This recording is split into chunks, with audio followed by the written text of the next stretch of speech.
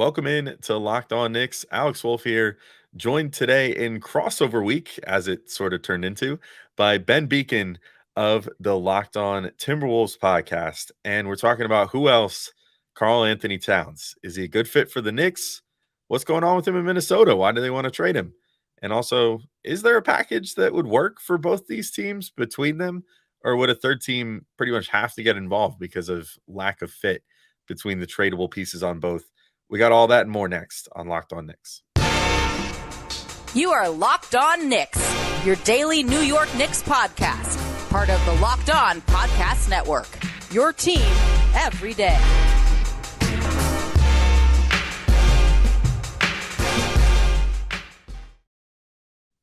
All right, welcome in to Locked On Knicks, and today's episode is brought to you by PrizePicks. First-time users can receive a 100% instant deposit match up to $100 with promo code Locked On. That's PrizePicks.com, promo code Locked On. And I want to thank you guys for making Locked On Knicks first listen today and every day, whether you're checking us out on your favorite podcast app or taking insights and sounds on YouTube. We appreciate you making us part of your daily routine. Make sure you become an everydayer by hitting that notification bell on YouTube or the auto download function on your favorite podcast app so you never miss an episode. I'm Alex Wolf. I'm editor-in-chief of Knicks site, The Strickland, which you can find strict.land. And as I said, joined by Ben Beecken of the Locked On Timberwolves podcast. You already know what this is about. We're talking about cats, so let's just get right into it. All right, it's a Locked On crossover, Locked On Knicks and Locked On Timberwolves. Alex Wolf here from Locked On Knicks.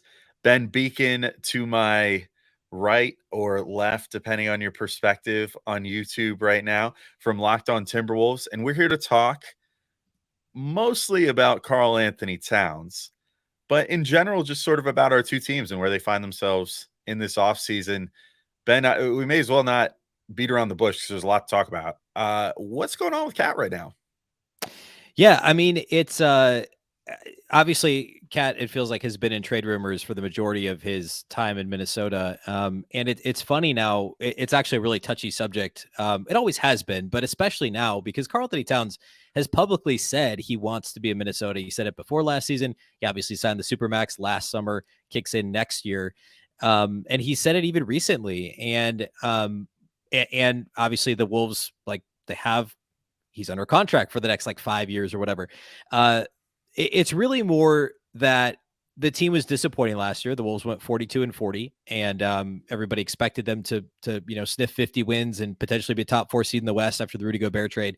But because they only won 42 games, they actually won 5 less games than they did before the Gobert trade, and they have another center in Rudy Gobert. That, this narrative of could the Wolves trade Cat has kind of taken off, and there is validity to it this time.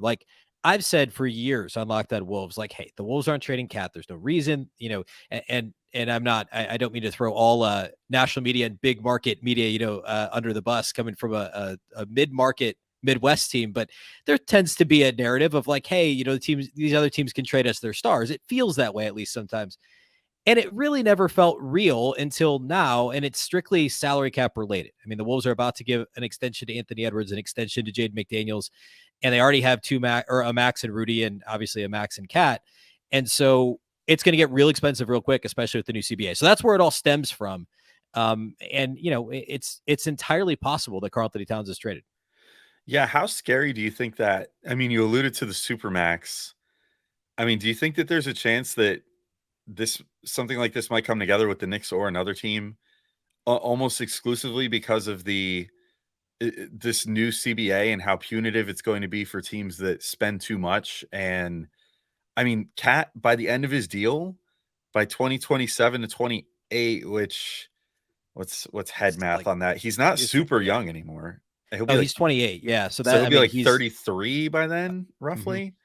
I mean, might make $60 million. I mean, that's a ton of money. And I understand that, they just said today that when the new TV deal comes in 2025, the salary cap might take another huge leap again, and they might cross whatever they said, $5 billion annually in revenue or something like that, or something along those lines. I think was what the number that Woj tweeted out. But I mean, it seems like right now star prices are sort of, I wouldn't even say normalizing. It almost seems like it's turning into a buyer's market now, because some of these teams are now being oh crap, like a $50 million contract is a Yeah. lot more punitive than it was, especially if this guy is not like one of the top 5 to 10-ish best players in the entire NBA.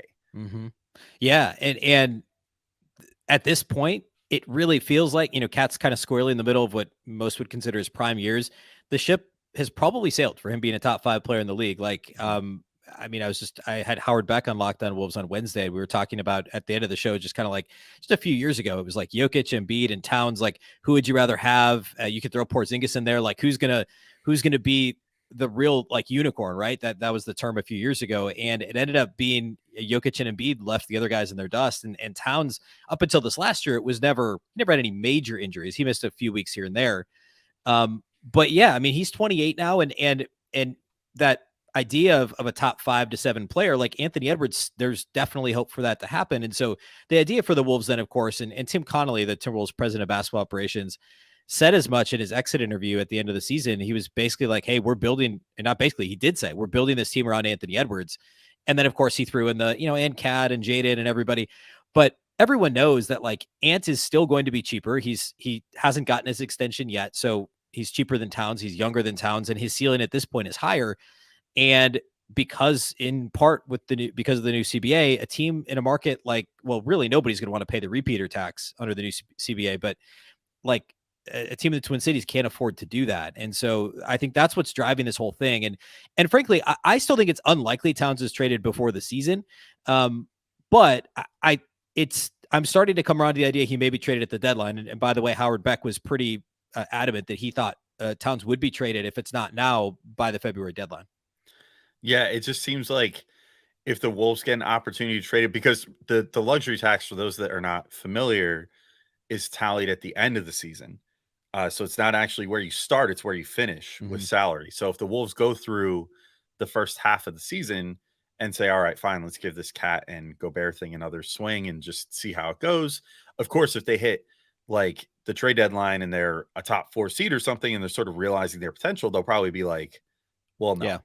And I don't think they're going to hit that cap number this year, but next year, then when the Supermax does kick in, that's a real, like, he's going to make 36 million this year, but in 24-25, that jumps to at least 52 million is kind of where the estimate is right now. And then at the end of the 24-25 season, that's when you're up against that number. And like, in theory, you could wait and trade him. Cause like the other argument against trading him now is in part because it was one of the worst years of his career. He was injured a lot. He didn't shoot the ball great. You're selling low a little bit, but then his contract goes up $60 million the following year. So is it actually any easier to trade him?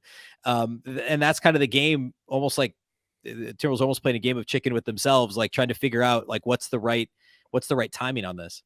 Yeah, because it's gonna, as you said, they might not hit that. They wouldn't hit that luxury tax number this year, but the Knicks are going through, on a much smaller scale, at least I assume internally, through a dilemma right now about what to do as far as like paying Immanuel Quickley, like how they want to do that. Like Ant is going to be a no-brainer. Like they'd better give him his full rookie max immediately, because he is that dude.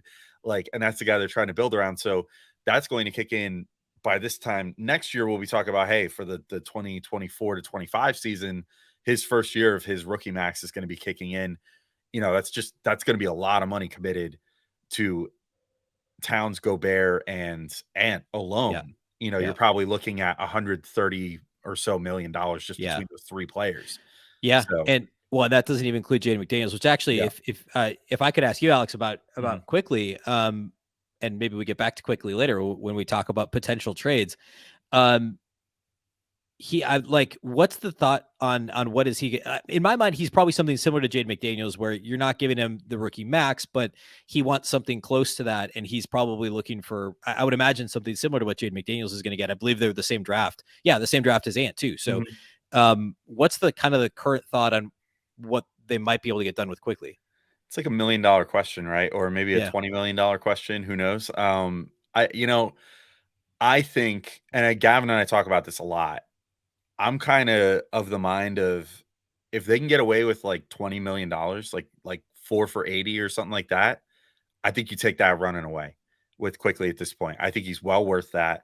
I know that, like, especially a lot of people in our fan base are very like scared of that $20 million number. And you say 20 million, they're like, oh my God, that is so much money. It's like, no, that's not what it used to be. It's not Amari Stoudemire 4 for 100 anymore or 5 for 100 anymore. You know what I mean? Yeah. Like things are different now. Like that's what a good NBA player gets with some upside. And so if I was a betting man, I think if they managed to lock something in prior to this season, it would be in the 16 to 20 million annually range. Um, but maybe higher. I don't know. It's so weird because for the first couple years of his career, it seemed like the Knicks were like not as invested as they should be in Quickly, and Tibbs wasn't. And then this year, Tibbs was all in on Quickly, and Yeah. the team seemed all in on Quickly, and he almost probably should have won Sixth Man of the Year, in my opinion. Like made this huge leap, had these amazing individual performances and everything. I mean, I think that he's shown that he can be worth every bit of a $20 million contract if he keeps going on the curve that he's going on right now. But it's just a matter of like, he had a bad playoffs. So did that hurt his value some? Are he and his agent going to want to say, hey, we want to bet on Quick this year. Let's see how he does and let him hit restricted free agency. We're not going to take this contract offer now. Get back to us next year or next summer and we'll talk, and then maybe we'll get like 25 million annually or something like that. So I'm not totally sure, but I think they would probably prefer to lock him up, and I hope that it would be somewhere in the 16-20 million range, and that would be definitely my comfort zone as far as he's concerned. Okay. Yeah. So a really similar spot as McDaniels. I think McDaniels he didn't make it all defensive team, but he easily could have. And I think that would have certainly ratcheted the number up a little bit, but I think it's a similar place, and McDaniels maybe a little more, but that's part of the problem, right? Is like, and they just gave Naz Reid $14 million a year. So, so they got to make tough decisions, and that's kind of where we are with Cat. Yeah. And what's not really a tough decision though, thankfully, Ben, before we get into some more talking about this, I think it's next. I think this is a good segue. We can start talking about like, hey, like, would this even make sense for the two teams? What do the teams have to offer? What would the Knicks be comfortable offering for a guy like Cat? I'm also kind of still curious a little bit on your thoughts on his fit with Gobert, because he'd have to either fit with Julius Randle most likely, or potentially Mitchell Robinson on the Knicks in some way, shape, or form, which would be a whole other thing. But first, I think we should let everybody know about some easier decisions to potentially make, and that includes heading to our good buddies at PrizePicks. And PrizePicks is my favorite new daily fantasy game. I don't know if you guys have ever played daily fantasy in years past. I know I used to play like the early 2010s. Some of the companies that I won't name because we're not talking about them right now. We're talking about PrizePicks, but those other games they used to play, it would be like this convoluted system where you have to like build a roster using like a salary cap, and fun in theory until you realize that you are playing against like a ton of what in the industry is called whales that were just placing tons and tons of bets or tons and tons of entries all over the place, and using these like formulas and everything to make like the perfect, most cost efficient entry, and then you realize that you basically flush $20 down the toilet. That does not happen with PrizePicks. It's just you versus the projections available that PrizePicks sets, and it's real simple. You can play with multi-sports even. So like if you don't want to do all one sport, let's say right now you don't want to do all baseball, you can maybe do like a WNBA in baseball entry on any given night, or all kinds of sports all around the world, and just say like, I think as a Mets fan, I don't know how confident I am in this, but I think Francisco Lindor is going to get over 1.5 hits today. Boom. It's that easy. That's leg one of your PrizePicks entry, and you could pick up to 6 things and win up to 25 times your money. They also cover like all the sports you can imagine. I won't even bother listing them because we're deep in this ad already, but like any sport you could think of, including like disc golf and cricket and whatever else, you could place an entry on PrizePicks. It's pretty cool if you're a multi-sport fan. So, and the best part is you can make an entry in 60 seconds or less, and then have something to root for on any given night as you watch whatever sports on TV. Now that there's no basketball at the moment, at least no men's basketball, I should say.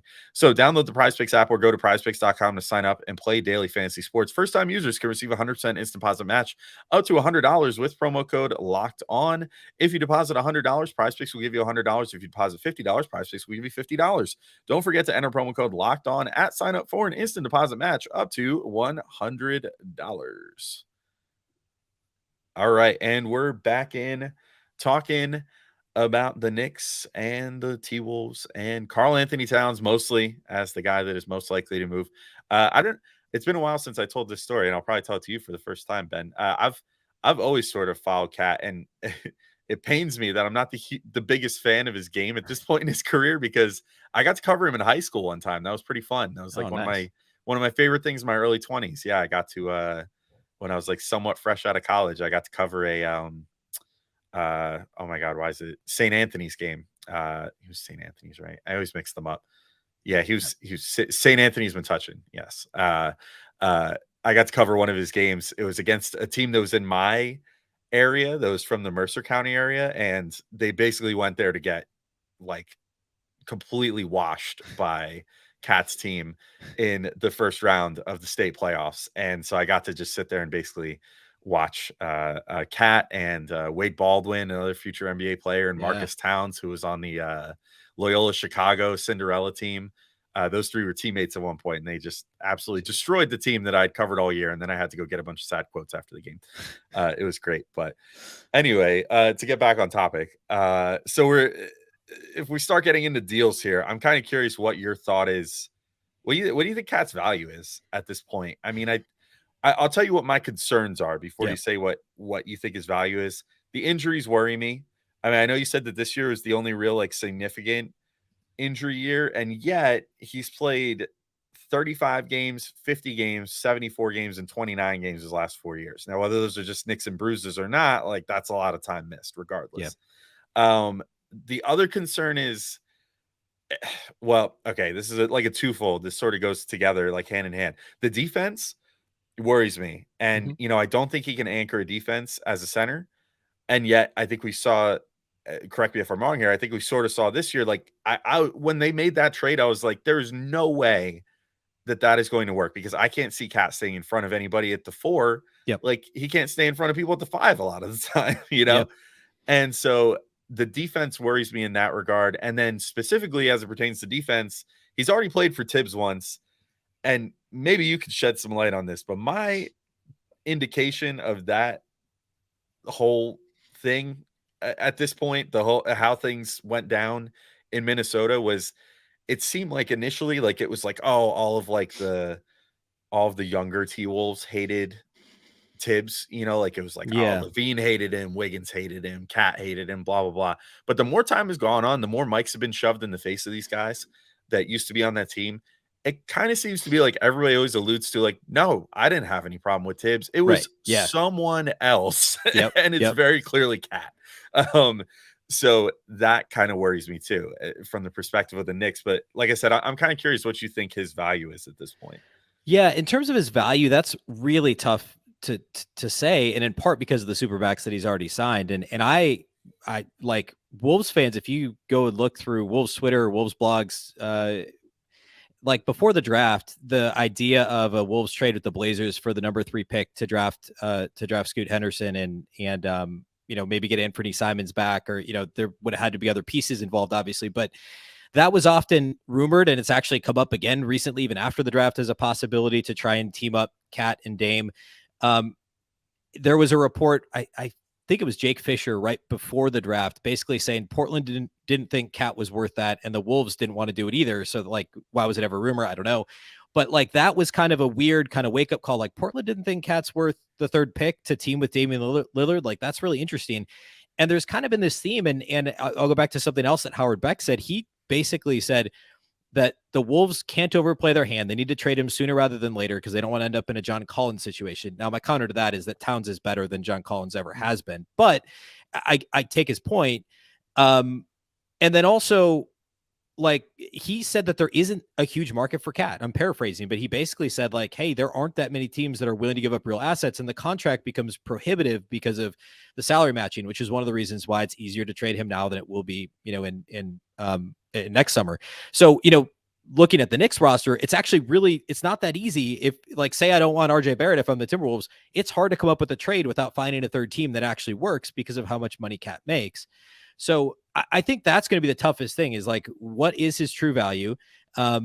And is there a team out there that still says like, hey, we think he can be the number 2 on a championship team? I think that's kind of the best case for Cat. He's not likely to, you said he's not going to anchor a defense. I don't know that he could be the 1A on a really good playoff team. The Wolves have made the playoffs 3 times in Cat's career. Once was with Jimmy Butler. The other 2 times were the last 2 seasons, when I guess you'd say he is still the best player on the team. But so much of that is, you also have Anthony Edwards, and you also have, in this year, you had Rudy Gobert, and there's other factors in there too. So all that to say, I guess back to your concerns about his defense, I would say that Cat has improved incrementally on defense almost every year of his career, certainly over the last 3 or 4 seasons. And when the Wolves had Tibbs at head coach, they ran Tibbs, defensive scheme, and Cat didn't really at that point. I don't think he really knew what he was doing defensively, and it reflected in my mind partly on the coaching staff for not figuring out how to make the defense better. Tibbs' calling card was supposedly defense, and the Wolves didn't have a great defense under Tibbs. They were actually much better on offense. But now this has kind of gotten lost. But last year, so not 22-23, but 21-22, before Gobert came, the Timberwolves actually had the 13th ranked defense in the league with Karl-Anthony Towns as the center. And it's because they switched completely what they were doing. They played under Ryan Saunders. They played exclusively drop pick and roll coverage. And so Cat was essentially backpedaling towards the rim, and he never quite figured out how to do that in the right way. Last year under Chris Finch, 2 years ago under Chris Finch, they played this really aggressive blitzing scheme on defense, which is actually more similar to what Tibbs runs than the other schemes that Towns had played in. But it was really effective because they had Patrick Beverley and Jared Vanderbilt and these athletes, these long, guys that just played 100 miles an hour. And Towns was effective in that scheme. And then this last year, they mixed in a little bit more drop or they played a lot more drop because of Rudy Gobert. But I actually thought Towns was competitive defensively. I thought he did well defensively this year. You don't want him on an island. He's not super switchable, and he's not a shot blocker, right? But I thought he was good as a 4, and it's only really a concern if he's anchoring your defense as a 5, and it depends on the scheme you're playing, or if you're asking him to be switchable beyond the perimeter, guard wings. That's not going to go super well either. Yeah, one thing that I zeroed in on when you were saying all that, unfortunately, I got some bad news. Tibbs more or less exclusively runs drop now. Gotcha. To a fault. That's his new pet defensive scheme. He is not all about attacking the point of attack anymore. He pretty much always has Mitchell Robinson or Isaiah Hartenstein playing drop almost to a fault. There are certain games where a Kevin Love or a Taurean Prince or guys like that will just go absolutely bonkers against the Knicks. I guess that's true. Yeah.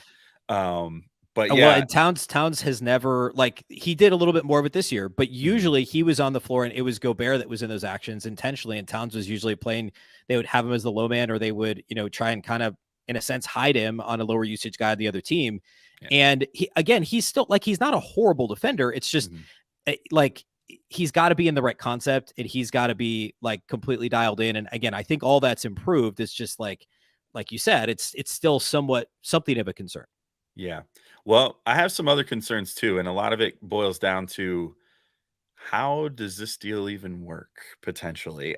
So let's get into that in the next segment, and we can talk turkey a little bit, talk about what we think these two teams could potentially do, or if we don't think there's a good fit to be made for Cat, and then maybe at the end just throw some guys at the wall and see what sticks as far as potential other deals that these two teams might be interested in doing. So we'll take our last break, and then we'll be right back in and do that.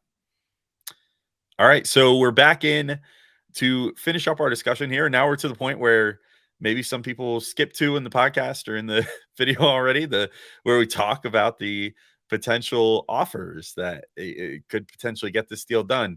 Now, let me outline some of my concerns as far as the deal is concerned. I've already said what my concerns are as far as Cat. So I think most of the players that the Knicks are being linked to now, and they seem to owe because he's a local kid.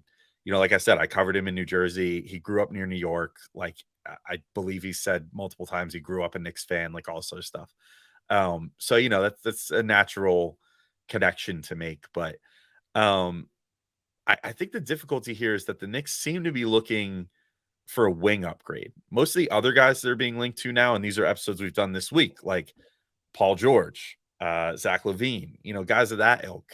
They were briefly, obviously this was different because this guy had everything in his own hands to decide where he wanted to go, but there was talk of like, they would potentially be interested in Bradley Beal if he was interested in them, that sort of thing. So that seems to be the direction that the Knicks are looking right now. And the reason for that, or the reason I think that makes this trade difficult, is because two things seem pretty guaranteed right now with the Knicks. And that is that maybe three. They're locked in on Jalen Brunson. Obviously, he's untouchable for all intents and purposes.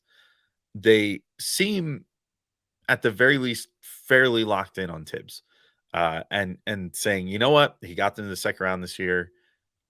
Why would we change anything? I think that maybe if you hit next year and they underachieve some compared to what they did this year, then maybe we finally get into that discussion of like, okay, is Tibbs the right guy? Like, or do they need a coach to take them to a new level? Fine. But for now, I think they're committed to him, which obviously, like I said, maybe throws a wrench in the whole cat thing. The third thing, though, is that I also think they're very committed to Julius Randle. There's very little scuttlebutt about them potentially moving Randle. And now, once upon a time, if this was like last off season, there would have been a part of me that would want to say, like, maybe because Julius was coming off a kind of troubled season. Cat, like you said, he's always sort of in trade rumors. And I think Gavin and I even talked about this. Maybe this was when we even talked last year, because I know that we talked once last year as well. But like, I think there was a world where maybe you could have seen like, oh, maybe a Julius Randle for Cat swap, just find them new scenery, bring Cat back to where he grew up, send Julius somewhere with a little less bright lights than New York, whatever. But now Julius seems to have figured it out, and the team seems extremely invested in him and not wanting to move him. So whoever comes in is going to presumably have to complement Randle and Brunson. The most obvious guy that seems like he would probably be the headliner of any big star trade is RJ Barrett, because he already is making the big boy money now. Like, he's making his, 27 million or whatever it is, starting next year. And I think the team is way more, or I shouldn't say way more. They're definitely committed to RJ if they decide to go the route of just kind of running it back. But I feel like if you would, like say to Leon Rose, like, who are you the most committed to out of this young core? I'm pretty sure that he would put Immanuel Quickley and Quentin Grimes as his top two guys and say, RJ, I understand, is probably the guy that we're going to have to trade to make something happen here. Which goes to what you alluded to too, that even at Cat's current lower cap number, he's still tough to match right now with like purely like young players and stuff.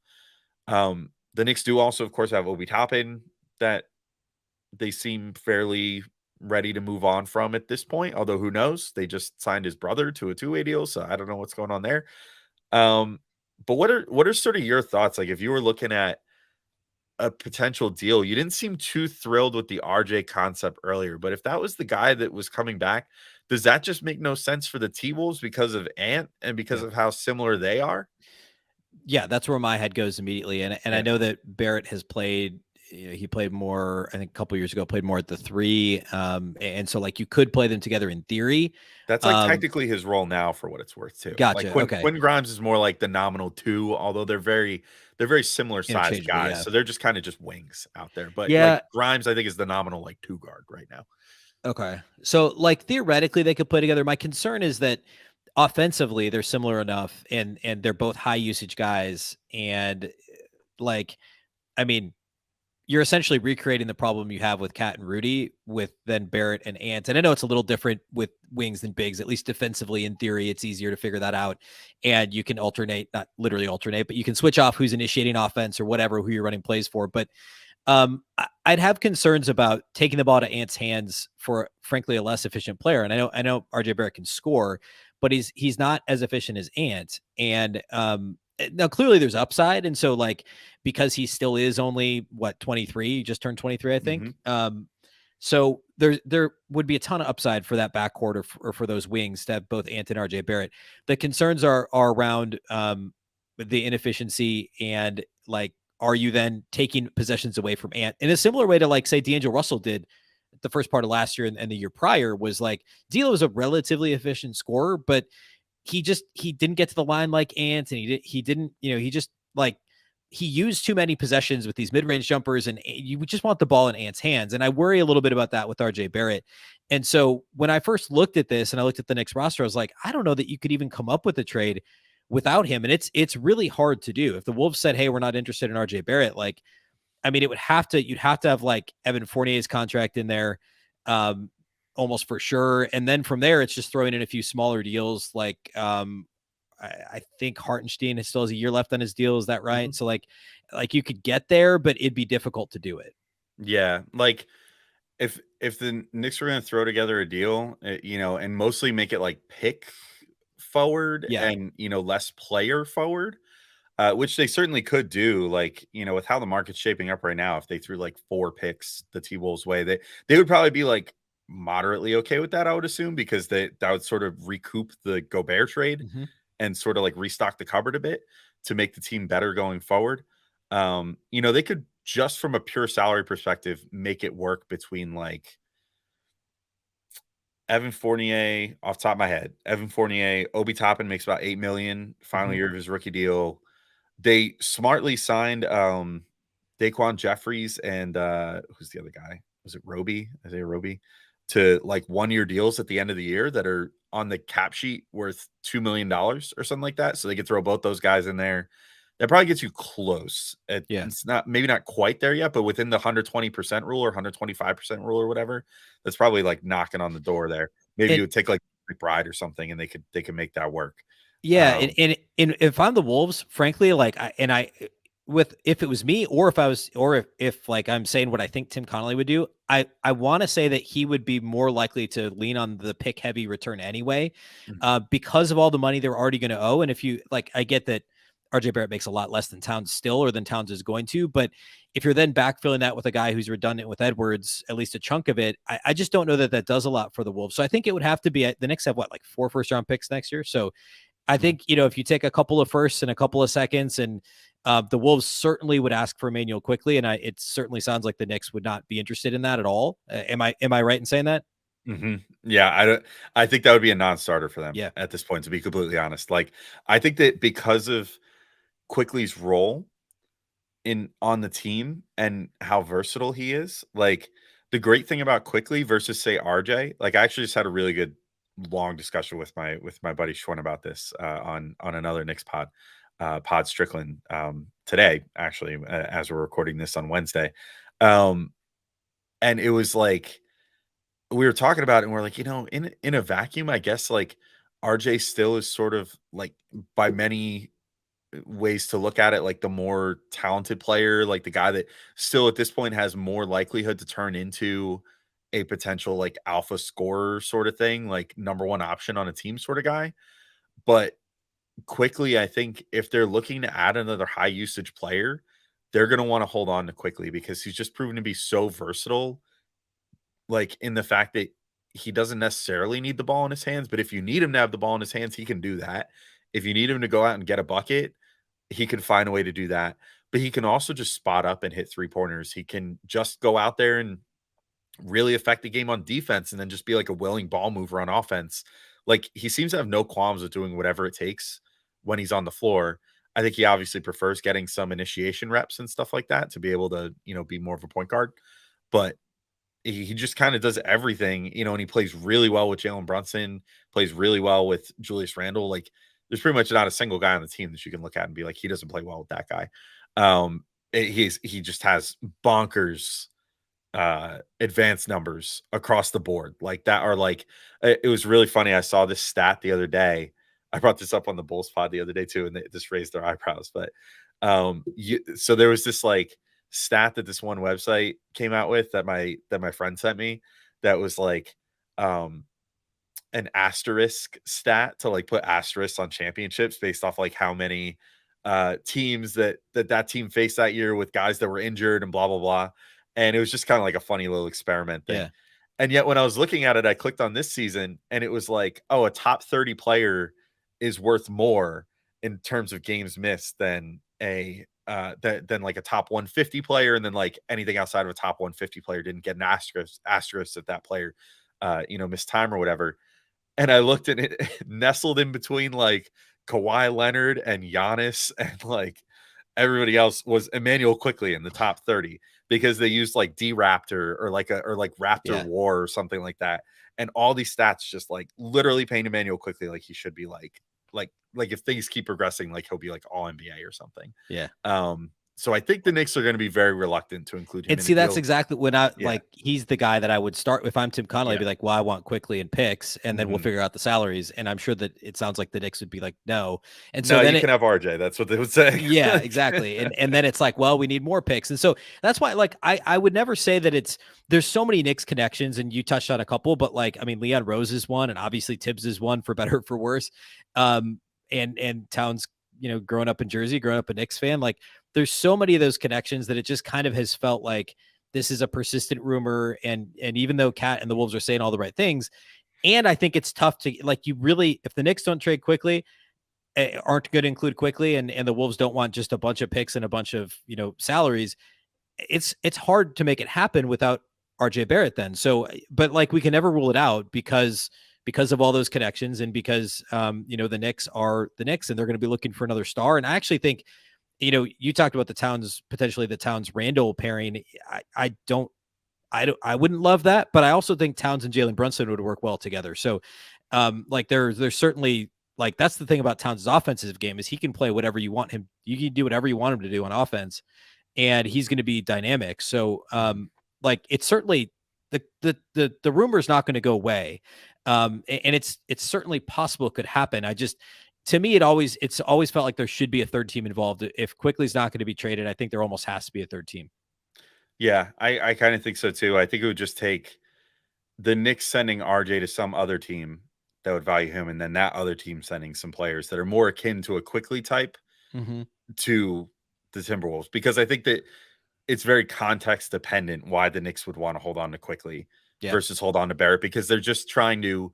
If you're shipping out RJ, you've opened up a giant chunk of usage that can be filled then.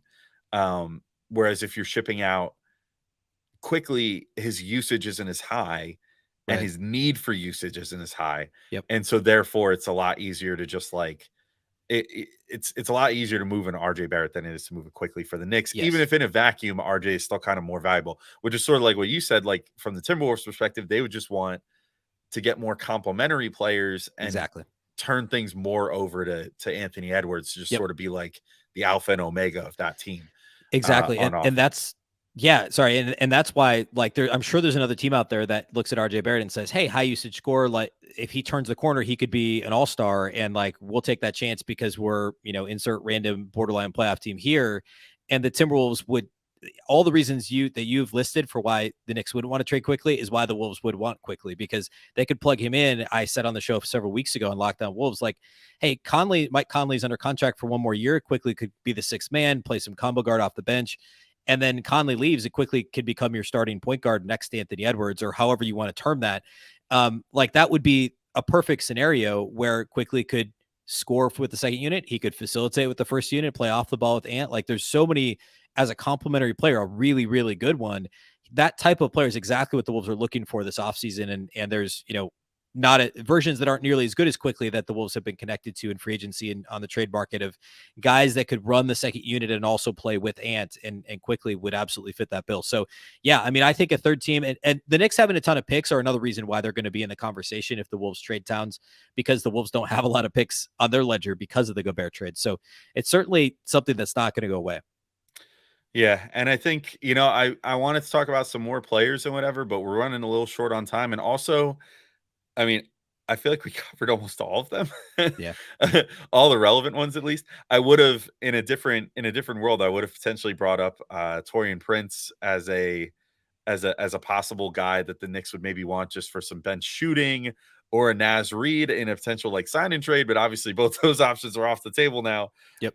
For all intents and purposes. So I think we've pretty much reached the end here. It's an intriguing pairing, these two teams. I think they're going to be linked to one another for a little bit until things are eventually resolved with Towns one way or another, whether they decide to keep him or they decide to trade him to the Knicks or elsewhere. But I think this was a cool discussion. And you know what? Honestly, for all the semi smack I talked on Towns during this podcast, like I agree with you in the sense that he is a generational big man scorer, and those don't grow on trees, and generational scorers, period, don't grow on trees. And like, if the Knicks felt that they could harness him in a proper way and still build a good enough defense around him and mend fences between him and Tibbs and all that stuff, it wouldn't be the worst thing in the world if they could come out with a decent deal for him, perhaps a 3-teamer, like you said, where you can effectively swap RJ Barrett and a few picks for Towns. Could solve a lot of the Knicks' offensive problems. Let's put it that way. Although hopefully wouldn't tank their defense too much. But at any rate, Ben, I think this is a good point to wrap up on at risk of going too long. So this is great. This is a great crossover. I'm sure, if this does drag on to the season and potentially towards the trade deadline, I'm sure we'll be talking about this again and potentially making some more fake trades and stuff. But this was great, man. Thanks for like coming and hanging out and talking some Knicks and Timberwolves stuff. Likewise. I appreciate it, Alex. It was fun. All right. Well, that's it for this crossover edition of Locked On Knicks and Locked On Wolves. For anyone on one side or the other that's curious about the other team, be sure to check out the opposing feeds and you can see what we're talking about and what's going on with the teams. But free agency starts tomorrow. So there's surely going to be a lot to talk about as far as free agency and trades and stuff from both of our perspectives here. Already some moves going down in Timberwolves land. So, there's some stuff to check out there already. But till next time, thank you guys all for listening. And this is cool. Peace out, everybody.